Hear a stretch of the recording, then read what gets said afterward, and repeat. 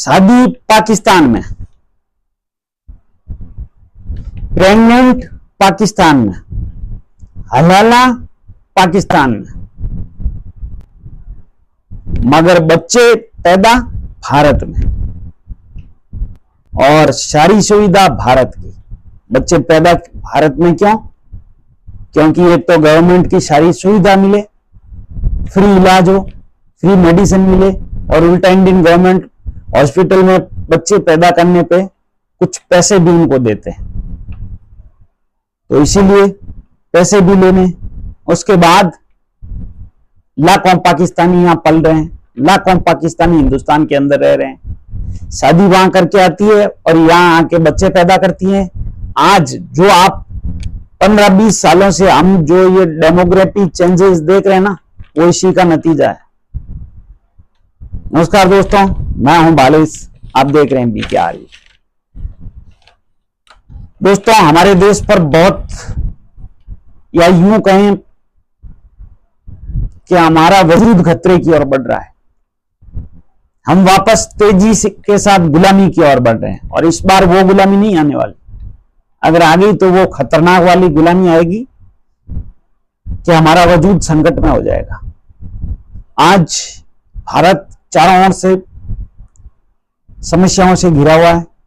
जिस तरह से हमारे देश पे टेरर अटैक हुआ, उससे हर कोई हतप्रभ रह गया। पूरी दुनिया, जो इजराइल पे हुआ था ठीक वैसा ही हिंदुस्तान पे हुआ। दोस्तों, ये कमाल उन जिहादियों का है, उन गद्दारों का है जो भारत के पैसों से पल रहे हैं। बांग्लादेशी, रोहिंग्या तो करोड़ों की संख्या में है ही, मगर अब पाकिस्तान के लोग, ये यहाँ की मुस्लिम लड़कियां वहां जाके शादी करती है और यहाँ पे गद्दारों को पैदा करती है। और वो लोग आज, हम 15-20 साल से अचानक हमारे देश में देखा होगा डेमोग्राफी में बहुत तेजी के साथ बदलाव आया। जहां मुश्किल से मुस्लिम मोहल्ले नजर आते थे, अब हर जगह मुस्लिम मोहल्ले नजर आने लगे, जगह जगह मुस्लिम बस्तियां नजर आने लगी। न केवल शहरों में बल्कि शहर के आसपास, गांव में, बड़े बड़े कस्बों में, बड़े बड़े गांवों में, हर जगह ये डेमोग्राफी में बदलाव देखा होगा आपने। तो महसूस नहीं, बहुत बार महसूस किया भी होगा आपने कि अचानक ये इतनी पॉपुलेशन कैसे बढ़ गई। तो दोस्तों, ये इसी का नतीजा है। जब ये पुलवामा अटैक हुआ तो गवर्नमेंट ने कुछ एक्शन लिए कि पाकिस्तानियों को निकालो। अगर सही तरीके से जांच हो, इन्वेस्टिगेशन हो, डॉक्यूमेंट की इन्वेस्टिगेशन हो, तो निश्चित तौर पर आपको बांग्लादेशी, रोहिंग्या और पाकिस्तानी 10-12 करोड़ के लगभग यहां मिलेंगे आपको, ये तीनों को मिला के। तो हमें, हमारे देश को, हर हिंदू को भगत सिंह बनना होगा, हर हिंदुस्तानी को भगत सिंह बनना होगा, तभी हमारा देश इन समस्याओं से निजात पाएगा। रियलिटी यह है, फैक्ट यह है कि हर हिंदू को भगत सिंह बनना होगा। उसका मतलब ये नहीं मैं ये नहीं कह रहा हूं कि मार काट दो, वो प्रवोक नहीं कर रहा हूं। कुछ एक्शन गवर्नमेंट ने बहुत शानदार लिए पाकिस्तानियों के नैरेटिव बदलने के लिए। जो हमारे देश के लोग, कितने मूर्ख लोग हैं हमारे हिंदुस्तानी, स्पेशली हिंदू, कि गवर्नमेंट ने उनके चैनल बैन किए पाकिस्तानियों के। और मुझे कब से इंतजार था, इनके चैनल बैन होने चाहिए। वो खाते पीते भारत के थे, मूर्ख हिंदुओं को बना के पैसे छापते और नैरेटिव उल्टा और बनाते। अब वहां पे हिंदू रो रहे हैं, ये पहले से ही रो रहे थे कि आप इंडिया आ जाओ, आप हमारे, कोई बोलता बहन है, कोई बोलता भाई हो, कोई ये हो, ये इतने जलील हैं। तो दोस्तों, जिस तरह से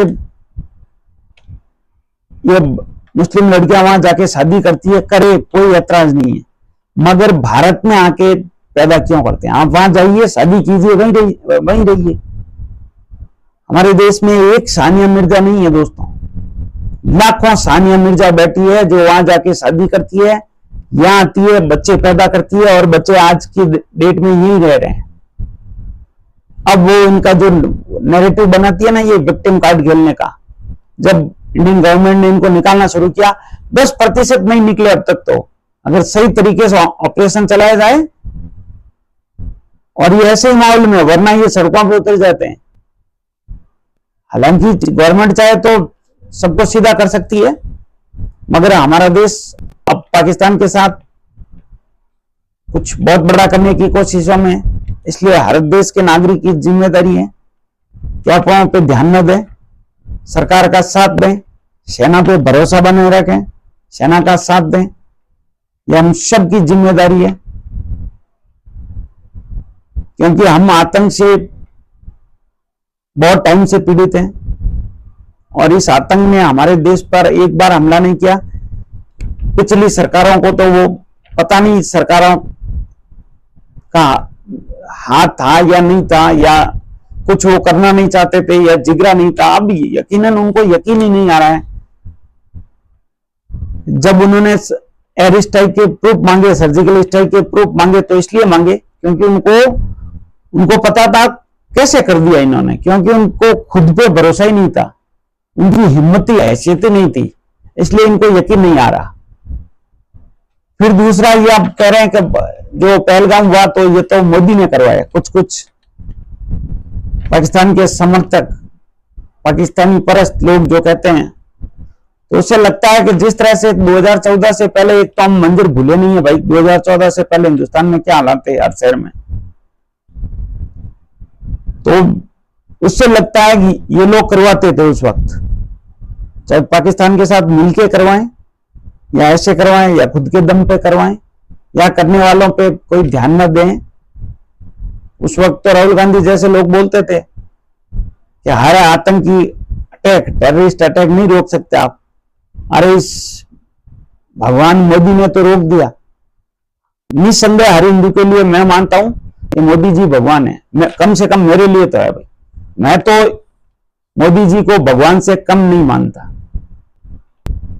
इन्होंने जो इस देश के लिए किया है, जो इस देश को एक राह दिखाई है, जो अचीव किया इस इनके नेतृत्व में इस देश ने, वाकई सैल्यूट बनता है मोदी जी के लिए। भगवान से कम नहीं है,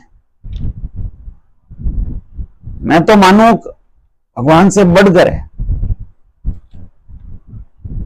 निसंदेह हमारी आस्था भगवान पर है, मगर जो मोदी जी ने किया है दोस्तों, वो भगवान से कम नहीं किया है।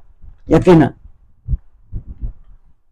वो चीजें की है जिस पर भारतीयों को तो यकीन ही नहीं होता कि ये हम कर सकते हैं क्या। तो दोस्तों, आज पाकिस्तान को पेलना, और ऐसा पेलना है, हो सकता है कि पाकिस्तान के टुकड़े भी करें, तो हमें नुकसान के लिए तैयार रहना होगा।